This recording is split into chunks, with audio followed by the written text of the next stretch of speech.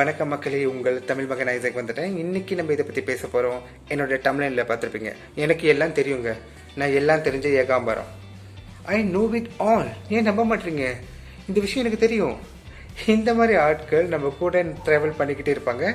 நம்ம ஃபேமிலியிலே இருந்தாலும் சரி, நம்ம வேலை இடத்துல இருந்தாலும் சரி, இல்லை நம்ம ஃப்ரெண்ட்ஸ்குள்ளே இருந்தாலும் சரி, இந்த மாதிரி ஒரு ஆளை கண்டிப்பாக நம்ம வாழ்க்கையில் நம்ம பார்த்துருப்போம். நீங்கள் என்ன கதை வேணாலும் பேசுங்க, என்ன கேள்வி வேணாலும் கேளுங்க, கண்டிப்பாக அவங்கக்கிட்ட ஒரு பதில் இருக்கும். ஆமாவா? அவங்கக்கிட்ட எல்லா ஜானர்லேயும் சரி, எல்லா ஆஸ்பெக்ட்லேயும் சரி, எல்லாத்த பற்றியும் நீங்கள் அவங்ககிட்ட கேட்கலாம். அவங்க இமீடியட்டாக ஒரு பதில் சொல்லுவாங்க. நீங்கள் ஒரு டெஸ்ட் பண்ணி பாருங்களேன். எனக்கு நைட்டில் சரியாக தூக்கம் வர மாட்டேதுன்னு கண்டிப்பாக அடுத்த நிமிஷமே ஒரு பெரிய எஸ்ஐவை வந்து உங்ககிட்ட கொடுப்பாங்க. அது உண்மையாக இல்லையாங்கிறது நம்ம யோசிக்க வேண்டாம். ஆனால் இமீடியட் ஆன்சர் கொடுப்பாங்க. அதுதாங்க அவங்க ஸ்பெஷாலிட்டி. இந்த மாதிரி ஆட்கள் கெட்டவங்களே இல்லை. நான் கெட்டவங்கன்னு சொல்ல வரல, ரொம்ப நல்லவங்களாக தான் இருப்பாங்க. என்ன ஒன்று, அவங்களுக்கு இந்த மாதிரி ஒரு குணம், எனக்கு மட்டும்தான் எல்லாம் தெரியுங்கிற குணம். இந்த மாதிரி ஆளை நீங்கள் பார்த்துருக்கீங்களா? இல்லை நீங்கள் உங்களோட ட்ராவல் பண்ணியிருக்கீங்களா? எப்படி சமாளிச்சிங்க? இனி எப்படி சமாளிக்கலாங்கிறத நான் உங்ககிட்ட இன்னைக்கு நான் பேசலான்னு முடிவு பண்ணியிருக்கேன். இந்த மாதிரி ஆள்கிட்ட நம்ம பழகும் போது முதல்ல நம்ம அவங்கள புரிஞ்சுக்க பார்க்கணும். நம்ம ஸ்ட்ரெயிட் ஃபார்வர்டாக இல்லை ரூடாவோ எந்த ஒரு ஸ்டேட்மெண்ட் கொடுத்தா அவங்களால ஏற்றுக்க முடியாது. நம்ம அண்டர்ஸ்டாண்டிங்காக இருக்கிற மாதிரி அவங்ககிட்ட காட்டணும். அதாவது நம்ம ஆக்டிவ் லிசனர்ஸ். அவங்க என்ன சொன்னாலும் முதல்ல கேட்போம், சரிங்களா? அந்த மாதிரி ஒரு மனப்பான்மையை நம்ம கூட கொண்டு வரணும். முக்கியமாக இந்த மாதிரி ஆள் கூட நம்ம பேசுகிற முன்னுக்கு சரியான வார்த்தையை, சாய்ஸ் ஆஃப் வேர்ட், சரியான வார்த்தையை பயன்படுத்தி தான் பேசணும். இன்னும் ரொம்ப சென்சிட்டிவாக இருப்பாங்க. அடுத்தது நீங்கள் பார்த்தீங்கன்னா, இந்த மாதிரி ஆள்கிட்ட பேசும்போது, எல்லாம் தெரிஞ்ச ஏகாம்பரத்துக்கிட்ட நீங்கள் பேசும்போது எக்ஸாம்பிளோட தான் பேசணும். அப்போ தான் அவங்க ஏற்றுக்குவாங்க. அடுத்தது நீங்கள் பார்த்தீங்கன்னா, டைரெக்டாக சொல்லாமல் இன்டைரக்டான ஒரு சென்டென்ஸை நீங்கள் பாய்க்கலாம். அதாவது அவங்ககிட்ட சொல்லலாம், நீ இதே மாதிரி பண்ணிக்கிட்டு இருந்தனா உன்னை யாருக்கும் பிடிக்காம போகிறதுக்கு நிறைய சான்சஸ் இருக்கு. நீ எல்லாருக்கும் ஒரு ஸ்பேஸ் கொடுக்கணும் அவங்களோட ஒப்பீனியன் சொல்றதுக்கு, இல்லை நான் பேசுறதுக்கு எனக்கு சான்ஸ் கொடுங்கிறத ரொம்ப அழகா பணிவான வார்த்தைகளை யூஸ் பண்ணி நீங்க அவங்க கிட்ட பேசலாம். அடுத்தது நீங்க பாத்தீங்கன்னா, இவங்க கிட்ட எப்படி நம்ம பழகிறது? முதல்ல நம்மளுக்கு பழகிறதுக்கு நம்மளுக்கு யோசனை வந்துடும். முதல்ல பழகிடுவோம். அதுக்கப்புறம் நாலு இடையில நம்மளுக்கு என்னடா இது, இவங்க எல்லாமே தெரிஞ்ச மாதிரி பேசுறாங்களே, நம்மள பேசவே விட மாட்டாங்களே அப்படின்னு நம்மளுக்கு அப்படியே ஒரு குழப்பமா இருக்கும். அப்படி இதாயிரும். ஏன்னா நம்ம பேசுறது சரியா, நம்ம தப்பா பேசுறப்பாங்கிற மாதிரி ஒரு நிலைமைக்கு கொண்டு வந்துருவாங்க. அப்போ அந்த மாதிரி சூழ்நிலையில உங்களோட ஃப்ரெண்டா இருந்தா நீங்க என்ன பண்ணணும்? முதல்ல அவங்க கிட்ட சொல்லணும், நீ சொல்ற விஷயம் சரியா இருக்கா இல்லையான்னு நீ யோசிச்சு சொல்றியா? எல்லாமே தெரிஞ்ச மாதிரி பேசுறது நல்ல விஷயம்தான். ஆனா நீ சொல்ற விஷயம் ஃபேக்ட் ரெலவென்சி இருக்கா இல்லையாங்கிறத நீ பார்த்துட்டு பேசணும்ங்கிறத நீங்க அவங்க கிட்ட தெளிவா சொல்லணும். முக்கியமா நீங்க ஒரு விஷயத்த முன் எடுத்து வச்சு பேசும்போது உங்ககிட்ட ஃபேக்ட் இருக்காங்கிறத நீங்க பார்க்கணும். நீங்களும் ஃபேக்ட் இல்லாம ரெலவென்சி இல்லாம பேசுனீங்கன்னா அவங்க திருப்பி உங்களை கவுண்டர் அட்டாக் பண்ணுவாங்க. அதுல நீங்க ரொம்ப தெளிவா இருக்கணும். முக்கியமா ஒரு ஆர்கியூமெண்ட் வரும்போது அவங்களுக்கு கவுண்டர் நீங்க கொடுத்துக்கிட்டே இருக்கணும். அதாவது ஒரு சின்ன ஆர்கியூமெண்ட் வரும்போது, இப்போ அவங்க சொல்லுவாங்க, நீங்கள் சொல்லுவீங்க, எனக்கு ஏ தெரியுமா? அப்புறம் அவங்க சொல்லுவாங்க, ஏக்கு அப்புறம் பி தானே, அது சின்ன பீனா தெரியும், எனக்கு பெரிய பியும் தெரியும் அப்படின்னு சொல்லுவாங்க. அதுக்கு நீங்கள் ப்ராப்பராக ஒரு கவுண்டர் அடிக்கணும். நான் ஏன்னு சொன்னது, நான் என்னுடைய அப்பாவோட இனிஷியல், நீ நான் ஆல்ஃபபெட்டி பற்றி தான் பேசுகிறேங்கிறத நீ ஏன் தப்பாக புரிஞ்சுக்கிற அப்படின்னு ஒரு கவுண்டர் கொடுங்க. அவங்க பேசாம ஆயிடுவாங்க.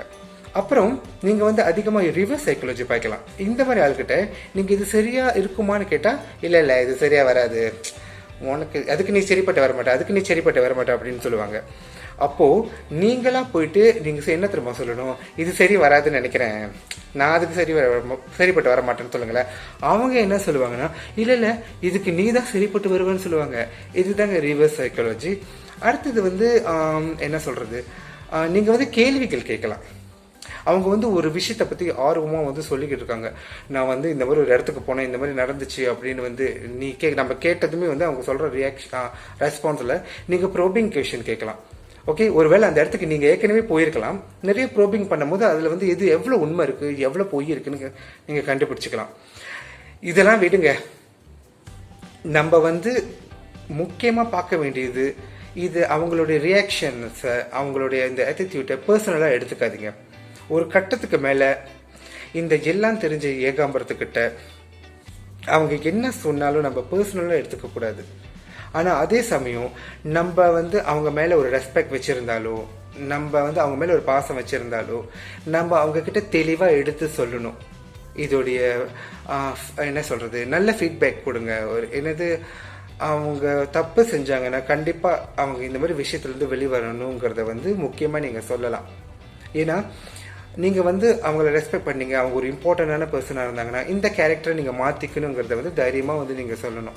அதுவும் அவங்க கொடுக்குற ஃபீட்பேக் வந்து அவங்களுக்கு தெரிஞ்சு கொடுக்குறாங்களோ தெரியாம கொடுக்குறாங்களோ அது நம்மளால ஆராய்ச்சி பண்ண முடியாது. ஆனா நீங்க, அதாவது நம்ம கேட்குற நம்ம தயவு செஞ்சு இந்த மாதிரி விஷயத்த வந்து பர்சனலா எடுத்துக்காதீங்க. முக்கியமா அடுத்தது நீங்க பாத்தீங்கன்னா இந்த மாதிரி ஆளுங்க கிட்ட பழகும் போது ஒரு சென்ஸ் ஆஃப் ஹியூமர் வேணும். ஏன்னா சம்டைம் வந்து இந்த மாதிரி ஆள் இந்த எல்லாம் தெரிஞ்ச ஏகாம்பரத்துக்கிட்ட வந்து நம்ம வந்து நிறைய ஹியூமர் எதிர்பார்க்கலாம். ஒரு ஃபன்னாக போகும், அந்த ஒரு டிஸ்கஷன் நல்லா ஃபன்னாக போகும். ஆர்கியூமெண்ட் வரும்போது அவங்க ரொம்ப இமோஷனல் ஆயிடுவாங்க. ஆனால் நம்ம இது தெரிஞ்ச நம்ம அந்த விஷயத்த வந்து ஒரு ஹியூமர் சென்ஸ்லேயே கொண்டு போவோம். ஓகேவா? கடைசியாக வேறு ஒன்றும் பண்ண முடியல. நம்மளும் எவ்வளோ ட்ரை பண்ணிட்டோம், எவ்வளோ எஃபர்ட் போட்டுட்டோம், எவ்வளோ அட்வைஸ் சொல்லிட்டோம், நீ மாறு, இந்த ஆட்டிடியூட்லேருந்து வெளியே வா, தயவு செஞ்சு வெளியே வா ஏன் அப்படின்னு நம்ம வந்து எவ்வளோ கெஞ்சி கேட்டிருந்தாலும், இல்லை நான் இப்படி தான் இருப்பேன், நான் வந்து எல்லார் முன்னுக்கு வந்து எனக்கு எல்லாம் தெரிஞ்ச மாதிரி தான் நான் காட்டிக்கணும், நான் யாருக்கும் ஸ்பேஸ் கொடுக்க மாட்டேன், நான் தான் வந்து ஸ்டாராக இருக்கணும் அப்படிங்கிற ஆட்டிடியூட் வந்து அவங்க மனசில் இருந்துக்கிட்டே இருந்துச்சுன்னா ரொம்ப கஷ்டங்க. வேர்ஸ் நம்ம அவங்கள விட்டு விலகி ஆகணும். ஆனால் ஒரு ரிலேஷன்ஷிப்பில் இருக்கும் பொழுது நம்ம ஃப்ரெண்ட்ஸ் மத்தியிலையும் சரி, ஃபேமிலி மத்தியிலையும் சரி, ஒரு வேலை இடத்துலையோ ஒரு விஷயம் வந்து நம்ம அவ்வளோ சீக்கிரமாக வெளியாக முடியாது, விலகியும் வர முடியாது. நம்ம அடாப்ட் பண்ண ட்ரை பண்ணிக்கிட்டே தான் இருப்போம். ஆனால் எவ்வளோ நாளைக்கு எவ்வளோ விஷயங்களை எவ்வளோ அட்வைஸ் அவங்களுக்கு கொடுத்தோம் அவங்களால சரியாக வர முடியலன்னா கடைசியில் அவங்க ஒதுக்கப்படுவாங்க. அதனால முன்கூட்டியே நீங்கள் ஒரு நல்ல ஃப்ரெண்டாக இருந்தீங்கன்னா அவங்க கிட்ட உட்கார வச்சு இந்த மாதிரி வந்து நீ வந்து கண்டினியூ பண்ணிக்கிட்டே இருந்தனா உன்னை ஒதுக்க வாய்ப்பு இருக்குது. எல்லாம் தெரிஞ்சது நல்ல விஷயம்தான், ஆனா வந்து எல்லாம் தெரிஞ்ச மாதிரி காட்டிக்கிறது வந்து சரியான விஷயமா, அதை நீங்க நல்லா அவங்கள யோசிச்சு பார்க்க சொல்லுங்க. அது இல்லைன்னா வந்து நீங்க அவங்கள மாதிரி செஞ்சு காட்டுங்க. என்னைக்குமே வந்து ஒரு ஆள் பேசும்போது நம்ம அவங்க பேசி முடிக்கிற வரைக்கும் அமைதியா இருந்து பொறுமையா இருந்து அடுத்து நான் இப்போ பேசலாமான்னு கேட்டு பேசுறது வந்து ரொம்ப நல்ல குணம்னு தான் நான் நினைக்கிறேன்.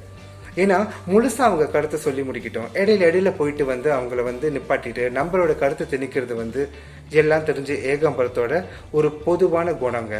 இந்த குணத்துல இருந்து எல்லாருமே வெளியே வரணும். Let others talk first. அவங்களுடைய காம்ப்ளெக்ஸ் சென்டென்ஸை முடிச்சிட்ட பிறகு உங்களோட ஒப்பீனியனை நீங்க முன்னெடுத்து வைக்கலாம். இது வந்து ஒரு நல்ல ஹெல்த்தியான ஆர்கியூமெண்டா போகும், ஹெல்த்தியான கான்வர்சேஷனா இருக்குங்கிறதுல வந்து எந்த விதமான மாற்று கருட்டும் இல்லை. நீங்க வந்து எப்படிங்க எல்லாம் தெரிஞ்ச ஏகாம்பரமா இருந்தா தப்பா நினைச்சுக்காதீங்க. இது நம்ம அன்றாட வாழ்க்கையில நடக்கிற ஒரு விஷயத்த நான் வந்து உங்ககிட்ட சொல்றேன். இது ஒரு ஜோக்கா எடுத்துக்கலாம், இல்லை ஒரு அவேர்னஸா எடுத்துக்கலாம். தயவு செஞ்சு நம்புறதுக்கு பேசுறதுக்கு வாய்ப்பு கிடைக்கும் போதே நீங்க போய் பேசணும். அடுத்தவங்களோட வாய்ப்பை தட்டி பறிக்காதீங்க. ஏன்னா எல்லாருக்கும் ஈக்குவலி பேசுறதுக்கு உரிமை இருக்கு. சரிங்களா? மீண்டும் அடுத்து ஒரு சுவாரஸ்யமான கதையோட உங்களை சந்திக்கும் வரை நன்றி.